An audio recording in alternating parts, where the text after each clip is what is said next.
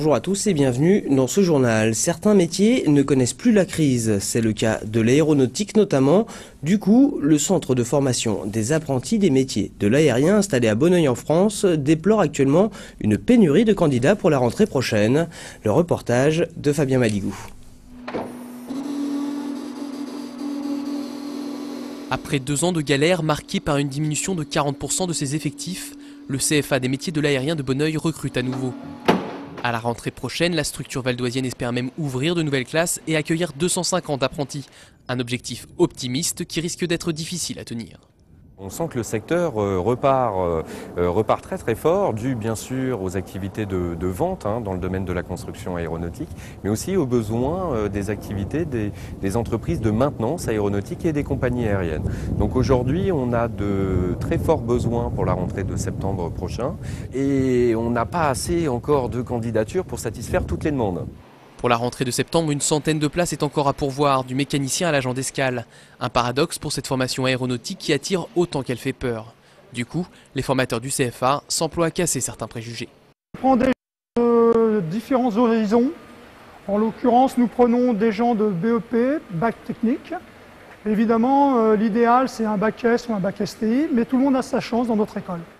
Créé en 2001, ce CFA propose contrats d'apprentissage et reconversion professionnelle pour les plus âgés, en lien avec des entreprises majeures du secteur comme Air France, Eurocopter ou Dassault. Les arguments ne manquent pas, mais les meilleurs VRP de la formation restent les apprentis eux-mêmes. C'est le cas d'Anthony, titulaire d'un bac STI en génie mécanique.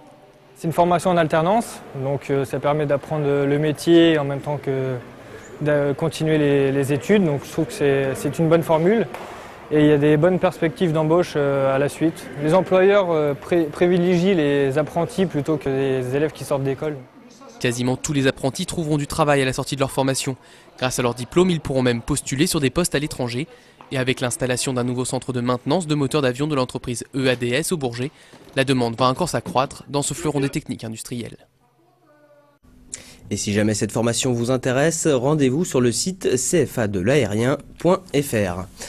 À l'occasion de son premier anniversaire, l'Agence régionale de santé d'Île-de-France a dressé un bilan de son action. Par la même occasion, l'ARS a présenté les particularités de la région. 6 maladies sont dans son collimateur pour lancer des actions de prévention.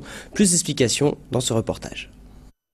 VIH, tuberculose, cancer du sein, quelques maladies très graves touchent particulièrement les franciliens. Ces mots propres à l'Île-de-France ont été présentés hier au siège de l'Agence régionale de santé. En tout premier lieu vient le sida. L'Île-de-France compte près de la moitié des nouveaux diagnostics de séropositivité enregistrés chaque année en France. Rapporté à la population, il y a 2,5 fois plus de cas détectés que sur le reste de l'Hexagone.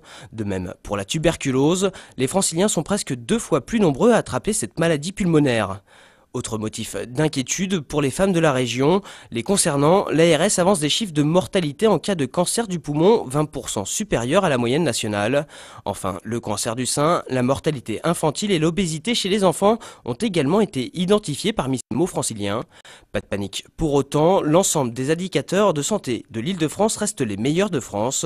L'espérance de vie y est la plus élevée et la mortalité par maladie cardiovasculaire par exemple est la plus faible. Dimanche, le centre ancien de la ville de Pontoise renoue avec le Moyen-Âge à l'occasion de la 10e édition de Médiévaldoise. Chaque année, 10 000 visiteurs déambulent dans les rues pontoisiennes lors de cette manifestation gratuite. Pour ce nouveau cru, pas de révolution, on ne change pas une formule qui gagne. De nombreuses animations, spectacles, initiations et démonstrations artisanales sont encore à prévoir, comme le rappelle Stéphanie Vanneuve au micro de Fabien Madigou. On revient aux fondamentaux et on conforte la logique qu'on veut, que ce soit les visiteurs qui rentrent complètement dans l'imaginaire du Moyen-Âge, où on insiste beaucoup sur les décors, les costumes, l'atmosphère, la taverne médiévale, les différents produits qui pourront être distribués, qui sont les casques, les épées, les boucliers, et puis les démonstrations, manifestations et autres initiations qui permettent à tout le monde de se sentir le temps de quelques heures, soit dans la peau d'un chevalier ou d'une gente dame. C'est sa première exposition et c'est dans sa ville de Cormeilles-en-Parisis qu'elle se déroule. Guillaume Douce a 22 ans, il est étudiant en graphisme et son talent vient même de lui ouvrir les portes des Gobelins, la célèbre école de l'image. Son travail mélange croquis faits à la main et travaux infographiques. Une jeune association cormeillaise, La Veille Créative, vous propose ce week-end de pénétrer dans son univers, un monde mystérieux teinté principalement de noir et de blanc. Brice Martinelli.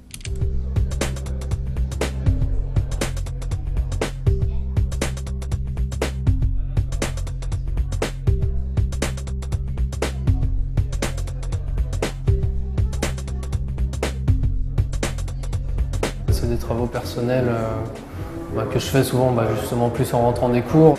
C'est vraiment selon le ressenti, c'est pas des choses qui sont réfléchies forcément 10 ans auparavant. Et on va appeler ça un univers, j'essaie de développer un peu les trucs personnels.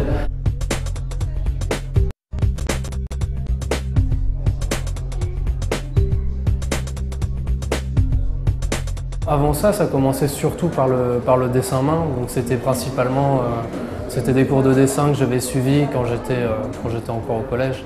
J'avais peut-être des rêves ou différentes choses justement qui me viennent dans la vie de tous les jours.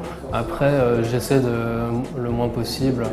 Enfin, je pense pas souvent au regard de quelqu'un d'autre. Donc après, j'ai pas envie d'enfermer par des choses trop explicites le regard de quelqu'un en disant ah ça c'est ceci et cela, ainsi de suite, que chacun se fasse un peu une idée par le biais de choses parfois étranges, parfois pas expliquées.